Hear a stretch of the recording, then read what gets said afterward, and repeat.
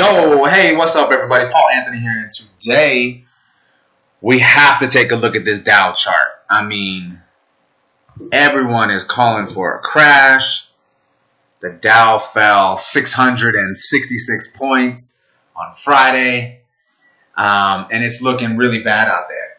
So, what we want to do is first take a look at the technicals and try to get the emotion out of everything, which is very difficult. I mean, when you see a move like that, it is very emotional what was going on the past couple days in the market. You've seen the VIX index spike dramatically. But what we want to do is always zoom out and take a look at the technicals. What is the technical picture? What was going on at that time? And that will give us some clues on how we should proceed moving forward. So what I'm doing right now on my screen is the Dow Jones on a monthly chart. And if you've watched, I've only put out a couple videos, but you guys will see through these videos that the ABC pattern repeats over and over and over. This is a pattern that I learned from some highly skilled mentors that I've had over the years that have taught me a lot. And I'm going to show you this Dow. It's just insane. So let's take a look here. All right, if you take a look at this Dow monthly chart, you could see these enormous moves up that we've had since the low of 2009. Now, we had the top over here in 2007. We started rolling down, and, you know, everyone remembers that. It was nasty. Housing bubble. If you've ever seen the movie The Big Short, it explains what happened, you know, pretty good. If you guys haven't seen it, it's a great movie. You got to check it out. I've watched it like 10 times already. So we had this dramatic move down, quantitative easing, all the above. We started moving up. So we basically did a straight line move. There were some bumps along the way. I mean, if you were trading these markets, the Ebola scare, there was a couple other things that went on that really shook the market up.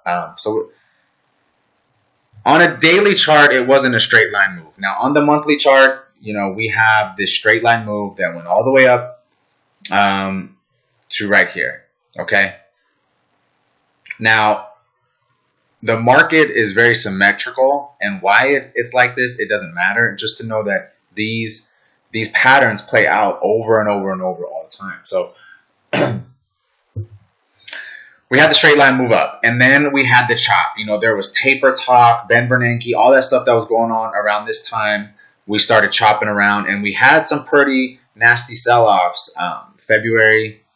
January, February of 2016. We had August of 2015. I mean, there were some pretty dramatic moves. It felt like what happened on Friday, a repeat of that. So we had the straight line move up. And if anyone knows the ABC pattern, you're always looking for the A. Okay, you identify the A and B. Now you're looking to buy at the C point. And there's a variety of different ways that we figure out what the C point is. This is a very similar pattern that just played out in Bitcoin on a daily time frame. So if you watch the video I did this morning, you'll see how these patterns repeat over and over all the time. It just blows my mind. Now, when you buy the C point, you're looking for an equal move. And what I mean by an equal move is A to B is going to equal X amount of points. You know, I haven't done the math right here, but, you know, you take this line, you measure it out from that C point, and you're looking to take profits at that D point. And if you look at this D point, I mean, how spot on is that? This is a trip. You know, this happened. If Bitcoin gets the bounce that I think we're going to get, we're going to see this play out twice in two major markets. So if that doesn't convince you that technical analysis works, I don't know what will. It's definitely not a guarantee. You know, you have to use your stops. You know, you need to manage risk. But these patterns do play over and over and over. So we did an exact ABC up on the monthly. I mean, this was almost exactly before we started selling off. So to me, I've been monitoring this monthly chart for several years now, looking for this pattern to complete, and it finally completed. So this big, huge sell-off to me is really nothing. It doesn't, at this point, I know there's a lot of fear behind it, but that's always what happens. As traders, what you want to do is learn, and it's very difficult. You know, I struggle with it all the time. Even the best of traders still struggle with it all the time, is removing the emotion from the trading.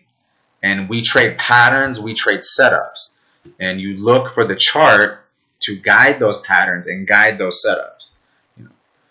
So sometimes you will anticipate. I anticipate from time to time, but I try to do that less and less and wait until I see the pattern and trade the pattern. So when you have a huge move up like this, okay, to me it's very clear we're in a bull market. I mean, look at this thing. That's just, it's a very impressive move off these lows of 2009. It went far beyond what anyone thought. I wouldn't say what anyone thought, but the tone, it was a very hated bull market. That is for sure. People were calling for crashes the whole way up, you know. So it's one of the reasons why I pushed so high, is that it was a counter trend. It was a counter against the herd type of move. You know, the herd is usually always running in the wrong direction. So this push up on the Dow was really against the herd. So the first thing that I do when you have a huge run, now this works on any time frame, okay? You have a huge completion of a pattern. So what do I look for? I look for the retracement. Now, is it worth trying to short? Well, maybe, but we need to see where possibly the retracement levels can be at and what is the risk to reward on that. So on the Dow right now, if you just look at, I mean, we run some Fibonacci retracements. You just look at a 236 retracement. That's going to take us all the way down to the 21,500 range.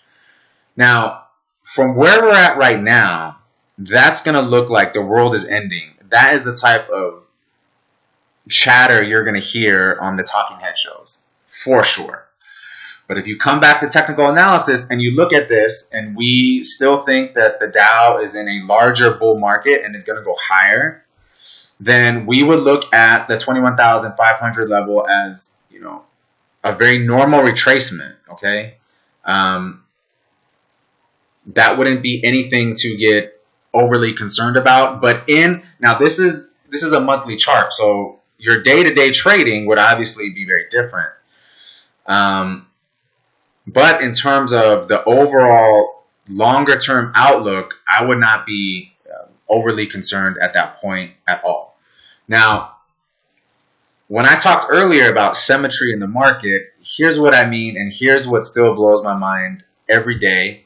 Even though I see this all the time, it still is just so crazy to me how all this matches up. And as I start doing more videos, if you guys are interested in technical analysis, you'll definitely see what I mean. And by the way, this is not financial advice in any sort of way. I'm just a day trader. You guys can take this for what it's worth. I'm just showing you guys some of the techniques that I use, because a lot of people get smoked out in these markets. People trade. They don't even really trade. What they do is they're just buying off raw emotion. Oh man, I should be putting way more into my 401k because the market's going to the moon. Or I should open up a trading account right now and just buy the Dow because it's going this high. And they end up buying at the top. And they don't realize that a huge monthly pattern just completed. It's definitely not the right time to buy. Even if the market broke out from there, it's still better to not buy at that particular point. It would be better to wait for the breakout, get a retracement off that breakout, and buy at a little bit higher of a price, instead of buying a pattern completion.